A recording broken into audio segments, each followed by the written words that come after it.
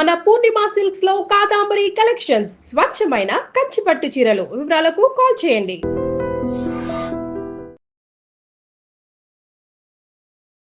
నమస్తే రమగారు. నమస్తే జయ. రమగారు, మనశ్శాంతి ఎక్కడ లభించును, ఎలా లభించును?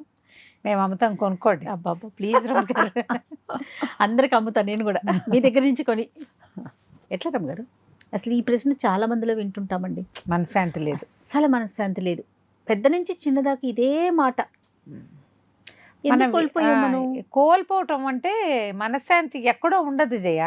ఇప్పుడు భగవంతుడు ఎక్కడున్నాడో నువ్వు నాకు చెప్పు. సర్వాంతర్యామి మనలోనే ఉన్నాడు. మనశ్శాంతి కూడా మనలోనే ఉంది, లోపలే ఉంటుంది. మనశ్శాంతి బయట లేదు, లోపల ఉంటుంది. ఎప్పుడు ఎవ్వరికైనా వాడి చిత్తశాంతి వాడి చిత్తంలోనే ఉంటుంది, అందులో ఎటువంటి అనుమానము లేదు. మనము టూ మెనీ థింగ్స్ పెట్టుకుంటాం ఎప్పుడు కూడా. శక్తికి నిన్నంటలేదు, ఎవరైనా. ఇప్పుడు ఒకటి ఇక్కడ పైన ఒకటి వేళ్లాడుతుంది అనుకో, నువ్వు చెయ్యి ఎత్తితే అందుతుంది. చెయ్యి ఎత్తితే అందేవన్నీ పళ్ళు కోసేసావు, నువ్వు అన్ని పళ్ళు కోసేసుకున్నావు. ఈసారి చెయ్యి కాదు, బాగా కాస్త కొంచెం కాళ్ళు వాళ్ళు బాడీ సాగదీస్తే అందే రకంలో ఉన్నాయి. అవి కూడా కాళ్ళు బాగా సాగదీసి అని బాగా హుప్పని శక్తి అంతా చేతుల్లోకి, తర్వాత మన వేళ్ల మీద నిలబడి, మునివేళ్ల మీద నిలబడి ఆ లైన్ అంతా కూడా లాగేసావు. ముందు లాగేసినవి చెయ్యెత్తితే దొరికేవన్నీ తీసేసి ఫలాలు, కాళ్ళు సాగదీస్తే దొరికే ఫలాలన్నీ కోసేశాక పై లేయర్ ఫలాలు ఉంటాయి. ఈ పై లేయర్ ఫలానికి ఏం చెయ్యాలి మనిషి అన్నవాడు? ఏం చేస్తాడు? చెయ్యెత్తినా అందదు, కాళ్ళు ఎత్తినా అందదు, బాగా సాగదీసినా అందటం లేదు, ఎంత కొనసాగినా రాదు. అప్పుడు ఏం చేస్తావు? ఒక స్టూల్ వేస్తావు, ఆసరా తీసుకుంటావు. ఒక స్టూల్ వేసుకుని దాని మీద ఎక్కుతావు. స్టూల్ వేసుకుని కొయ్యగలిగేవన్నీ కోసేస్తావు. అందరూ చేస్తావు, నేను నువ్వు కూడా. ఆ పైవన్నీ కోసేసాక చిటారు కొమ్మన కనపడతాయి ఒక 8ో 10. బాగా లొడ్డంకాయలు, ఇంత లడ్డూలాగా ఉన్నాయి మామిడికాయలు, కొన్ని పలకబారినాయి, అవి పచ్చగా ఉంటాయి, చిలక కొట్టేస్తుంది. దాని రుచి మీద మనకి ఆత్రంగా ఉంటుంది. చెట్టు మీద చూస్తుంటే ఉద్రేకంగా ఉంటుంది కదా మనకి. ఈ ఉద్రేకానికి ఏం చేయాలనుకుంటాం? ఇప్పుడు చెట్టు ఎక్కేద్దాం అనుకుంటాం. చెట్టు ఎవరు ఎక్కగలరు సాధారణంగా? కాస్త సన్నవాడు, కొంచెం చిన్నవాళ్ళు, సహజంగా శరీరం యాక్టివ్గా ఉన్నవాడు, టెంపర్తనం ఉన్నవాళ్ళు, ఇది మెయిన్ కదా. తర్వాత పడితే ప్లాన్ బి, ఒకవేళ పడ్డామనుకో పైనుంచి, ప్లాన్ బి పెట్టుకునేవాడు ఎక్కుతాడు చెట్టు. అవునా కాదా? కదా, ఎక్కుతాం. ఆ పైకి ఎక్కిన తర్వాత ఆ పై దాకా వెళ్ళాక నువ్వు మళ్ళీ సాగాలి అక్కడ. మళ్ళీ ఏం చేయాలి? ఒట్టి చేతులు సాస్తే కుదరదు. మళ్ళీ కొన్ని వేళ్ల మీద నుంచుని ఆ కొమ్మ మీద బ్యాలెన్స్ చేస్తూ, కిందకు చూస్తే కళ్ళు తిరుగుతాయి, ఆ పైది కొయ్యాలి నువ్వు. ఆ పైన ఒక్కటి అయితే కొయ్యొచ్చు, ఎటాగో చచ్చి చెడి 15 ఉన్నాయి. ఈ ఒక్కడే ఈ చెట్టు చిగురు. మీరు ఊహించండి, ఒక పెద్ద మామిడి చెట్టు, దాని పైకి ఎక్కారు, స్థూలకాయలు, మీకు ఒక 50 ఏళ్ళు ఉన్నాయి, బీపీ షుగరు శంఖచక్రాలు ఉన్నాయి, ఇంట్లో వెనకాల రేపు మనకు ఏదైనా అయితే కొంప మునిగిపోయే వ్యవహారాలు ఉన్నాయి. పైన సాగుతావా నువ్వు? సాగవు, అమ్మో అనుకుంటాం. సాగేవాళ్ళు లేరా? ఉన్నారు, ఉంటారు. ఇప్పుడు అమ్మో అనుకుని దిగేటప్పుడు పడిపోయే వాళ్ళు ఉంటారు. కింద నుంచి నేను ఎక్కలేకపోతాను, వాడెవడో ఎక్కేస్తున్నాడని నాలికి పిక్కునే వాళ్ళు ఉంటారు. ఓ బుడ్డాడు ఉంటాడు, 10 ఏళ్లవాడు, మన ముందే కళ్ళ ముందు లాగు వేసుకుని తిరిగిన వాడు, మనం ఎక్కలేని చిటారు కొమ్మకి వాడు ఉడత పిల్లలాగా ఎక్కేస్తాడు, చిలక కొట్టినట్టు కొట్టేస్తాడు పైనున్న కాయలన్నీ. వాడి మీద మనకు మంటగా ఉంటుంది, వాడి చిన్నతనం మీద అసూయగా ఉంటుంది, వాడి చులకరితనం మీద, వాడి తెంపరితనం మీద, వాడి పట్టుదల మీద కూడా మనకు మంటగానే ఉంటుంది. ఎన్నైనాయమ్మా మంటలు. అవును. ఈ మధ్యలో శాంతి ఎక్కడిది? ఏది శాంతి? నువ్వు ఎక్కలేనివి ఉన్నప్పుడు శాంతి ఉండదు, ఎక్కడానికి ప్రయత్నం చేసి ఫెయిల్ అయితే శాంతి ఉండదు, పై ఎక్కాక పడిపోతే శాంతి ఉండదు, కింద నుంచున్నా శాంతి ఉండదు.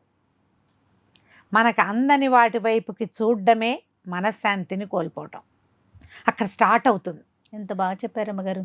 ప్రతిరోజు పోగొట్టుకుంటాం దాన్ని మనం, ప్రతిరోజు, ప్రతి క్షణము. ఎందుకు? నేను సింపుల్ చెప్తా చూడు. ఇన్స్టా తీస్తామా, ఓపెన్ చేస్తాం, ఎవరో అమ్మాయి నేనేదో అదేదో కొన్నా, ఇదేదో కొనుక్కున్నా అంటుంది. నాకు కూడా కావాలి అది, నాకు బడ్జెట్ లేదు, మా ఇంట్లో ప్లేస్ లేదు. మధ్యాహ్నం దాకా ఆ అమ్మాయే గుర్తొస్తుంది.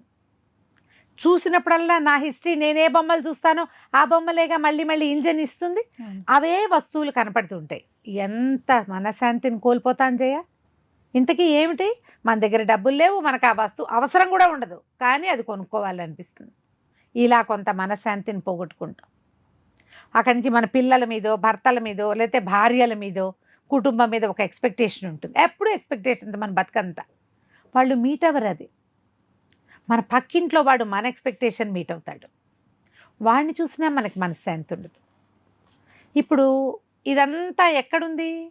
ఈ మనశ్శాంతి పాటు ప్రపంచంలో లేదు, మనలోనే ఇక్కడుంది. మనలో మనం, మనతో మనం ఉండగలిగితే మనశ్శాంతి ఉంటుంది. వండర్ఫుల్. మన లోపల వెతికితేనే మనశ్శాంతి ఉంటుంది. ఇప్పుడు ఇది చూసావు, ఎంతో వంశవశ అని పక్కకి తిప్పేస్తే ఏముండదు, కావాలి అనిపిస్తే వస్తుంది. మళ్ళీ మళ్ళీ అవే కనపడుతుంటే మళ్ళీ వస్తూనే ఉంటుంది. ఇంకా అది ఇక నువ్వు అది నాట్ ఇంట్రెస్టెడ్ కొట్టేసావంటే ఇక అది రాదు. నాట్ ఇంట్రెస్టెడ్ అని కొట్టలేవు. ఏమిటి ఈ మనిషికి, ఆ అమ్మాయికి ఏముంది, నాకు ఎందుకు లేదు, నేను ఎందుకు చేయలేకపోతున్నాను, వీళ్ళు ఎందుకు చేయగలుగుతున్నారు, ఎవరి వల్ల నేను ఇది కోల్పోయాను. మా అమ్మ నాన్న నన్ను సరిగ్గా చదివించలే. చిన్నప్పుడే 2 చితకొట్టి స్కూల్లో చేర్పించాల్సింది, మంచి స్కూల్లో, లేదా మంచి స్కూల్లో చేర్పించలేదు, మంచి కోర్సు చేయించలేదు, నాకు అవకాశం ఇవ్వలేదు, అందుకే నేను ఈ ఎత్తుకు ఎదగలేకపోతున్నాను. వాళ్ళు ఎదిగిపోయారు. శాంతేది సౌఖ్యం. ఇప్పుడు ఇక్కడ ఉన్న 4 మనకున్న ఈ జీవితం ఏదో కొన్ని ఇస్తుంది మనకి. వీటి మీద అన్నిటి మీద డిస్సాటిస్ఫాక్షనే ఉంటుంది. ఈ ఉన్న వాటితో సాటిస్ఫై అవ్వటం కానీ, వీటిని బెటర్ చేసుకోవటం కానీ మనం చెయ్యకుండా దీనికి కారణాలు వెతికి శాంతిని పోగొట్టుకుంటాం. ఎప్పుడో చచ్చిపోయిన నాన్న ఇంకా ఏదో మనకు వెనకాలే బతికి ఇడుస్తున్న అమ్మ ఏం చేస్తారమ్మా? ఏం చేయలేరు. పోనీ నిన్న నువ్వు చదువుకొని రోజుని ఇవాళ మార్చగలవా? ఇప్పుడేం చేయగలవో చూస్తావా? నువ్వు చూడవు. ఇప్పుడేం చేయగలవో గనక నువ్వు చూసావంటే కొత్తవి చేస్తూ ఉండి, డెవలప్ అవుతూ ఉండి, బెటర్మెంట్కి వెళ్తుంటే శాంతి వస్తుంది. అది ఎవరు చేస్తారు? ఆ చేసే కొద్ది మంది చిత్తశాంతితోటి ఉంటారు. పూర్వం అట దేవతలు, వాళ్ళకు కూడా ఇవన్నీ రకరకాల వ్యవహారాలు ఉండే, బోళ్ళంత మంది దేవతలే ఉండేవాళ్ళు. మొత్తం ప్రపంచం అంతా సృష్టించారు. సృష్టించాక ఏమనుకున్నారు? చాలా విషయాలు ఉన్నాయి, ఇవన్నీ పంచుకోవాలి, ఇదంతా కుప్పగా పోసి మనమంతా ఈ రకంగా చేస్తున్నామని అన్ని విషయాలు పంచుకున్నారు. పోర్ట్ఫోలియోలు ప్రతిదీ పంచుకున్నారు. ఒక్కొక్క దేవతకి 2-3 పోర్ట్ఫోలియోలు కూడా వచ్చినాయి. ఒకటికి 3, ఒకటికి 4 కూడా వచ్చినాయి. హ్యాండిల్ చేస్తారు. అట్లా అన్నీ చేశారు. మొత్తం విషయాలన్నీ పంచుకున్న తర్వాత ఒకే ఒక్క విషయం మిగిలింది, మనశ్శాంతి. మానవులకి కొన్ని ఇవ్వాలి, కొన్ని ఇవ్వకూడదు. ఇంకా అప్పటికి మానవ జాతి అప్పుడే పుట్టింది. దేవతలు అన్నట్టు సరే పోని దీన్ని తీసుకెళ్ళి కొండల మధ్యలో పెడదాం అనుకున్నారు. ఒక దేవత చెప్పేట, మానవుడు రేపొద్దున చాలా గట్టివాడు అవుతాడు, వాడు అన్నింటినీ తవ్వేస్తాడు, బుల్డోజర్లు పెట్టి వాళ్ళు చేయబోతారు రేపొద్దున, కాబట్టి ఈ కొండల్లో దాచిన మనశ్శాంతిని వాడు తీసేసుకుంటాడు. మనశ్శాంతిని పంచుకోలేకపోయారు. దాన్ని ఎక్కడైనా దాచిపెట్టాలి ఆ పోర్ట్ఫోలియోని. అది దేవతల పదార్థం అనమాట, బ్రహ్మ పదార్థం మనశ్శాంతి. అక్కడి నుంచి కాదు, అట్లా కాదు, మన సముద్రంలో పెడదాం. సముద్రంలో పెట్టినా కూడా వీళ్ళు సబ్మెరైన్లు అవి ఇవి వేసుకుని వెళ్తారు భవిష్యత్తులో మానవులు, అప్పుడు కూడా తీసేస్తారు. ఆకాశంలో దాచిపెడితే వీడు విమానాలు, రాకెట్లు వేస్తాడు. చంద్రుడిలో దాచిపెట్టినా అంతే, మార్సులో దాచిపెట్టినా అంతే. సో ఇప్పుడు ఏం చేయాలి? అప్పుడు ఒక కుర్రదేవుడు చెప్పేట, చాలా సింపుల్, ఈ మనశ్శాంతి అనే బ్రహ్మ పదార్థాన్ని మానవుడి మెదడులో పెడదాం. వాడు ఊరంతా వెతుక్కుంటాడు కానీ తనలో తను వెతకడు, కాబట్టి ఎప్పటికీ వాడికి ఇది దొరకదు, ఈ బ్రహ్మ పదార్థం అని చెప్పాడు. చక్కగా తీసుకొచ్చి దేవతలు మనశ్శాంతిని, ప్రతి మానవుడి మనశ్శాంతిని వాడి అక్షరాల మనసులోనే, వాడి మెదడులోనే నిక్షిప్తం చేసేసారు. కాబట్టి ఇప్పుడు ఎక్కడో బయట వెతికితే ఏమవుతుంది? బయట వెతికితే మీకు ఫుడ్ దొరుకుతుంది, గాలి దొరుకుతాయి, అన్నీ దొరుకుతాయి. బయట వెతికితే మనశ్శాంతి దొరకదు. ఆ ప్రవచనాలు వింటామని అక్కడ పరిగెడతాం, విన్నంతసేపు బాగానే ఉంటుంది, విక్రమార్కుడు సింహాసనం లాగా. దాని మించి దిగ్గానే మళ్ళీ స్టార్ట్. ఇంటికి వచ్చేసరికి బాధలు వచ్చేస్తాయి కదా. లోపలికి ప్రయాణం చేయండి, మనలోకి మనం. ఈజీ మెథడ్ ఏంటంటే, చాలా స్ట్రెస్ఫుల్గా ఉంది అన్నీ పక్కన బారే, కళ్ళు మూసుకుని కూర్చోండి 5 నిమిషాలు, ఒక గ్లాస్ మంచినీళ్ళు తాగేయండి, ప్రశాంతంగా ఉండండి, అంతా బాగుంటుంది. నేను అన్నీ సరిగ్గా చేస్తా, టైం తీసుకుని చేస్తా, నేను స్ట్రెస్ లేకుండా ఉంటా, నాకు అది లేకపోతే నేను ఇది చేయగలుగుతా అని మిమ్మల్ని మీరు నమ్మండి. మీ లోపలికి తొంగి చూడటం నేర్చుకోండి. దానికి ఒక 3-4 పద్ధతుల్ని వాడుకోవచ్చు. ధ్యానం అన్నిటికంటే ముఖ్యమైనది. స్పిరిచువల్ రిలాక్సేషన్ అంటారు. సూపర్.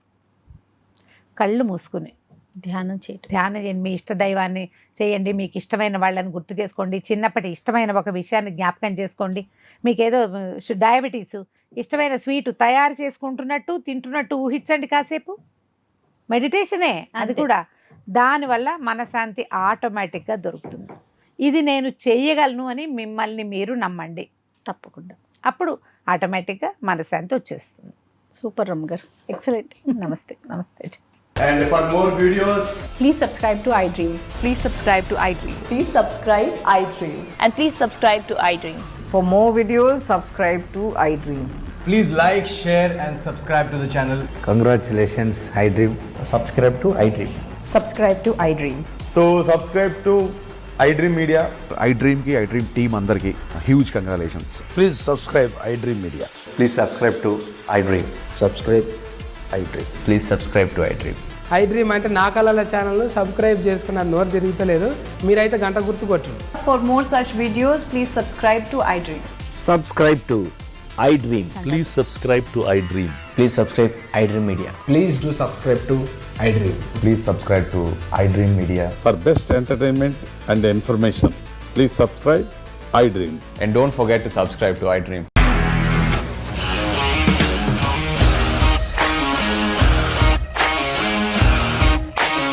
ఇండస్ట్రీలో కమిట్మెంట్ ఇష్యూస్ వస్తే నీకు కూడా వచ్చినట్టు మార్నింగ్ తీసుకెళ్ళాలంటే కొట్టి పడేసాడు.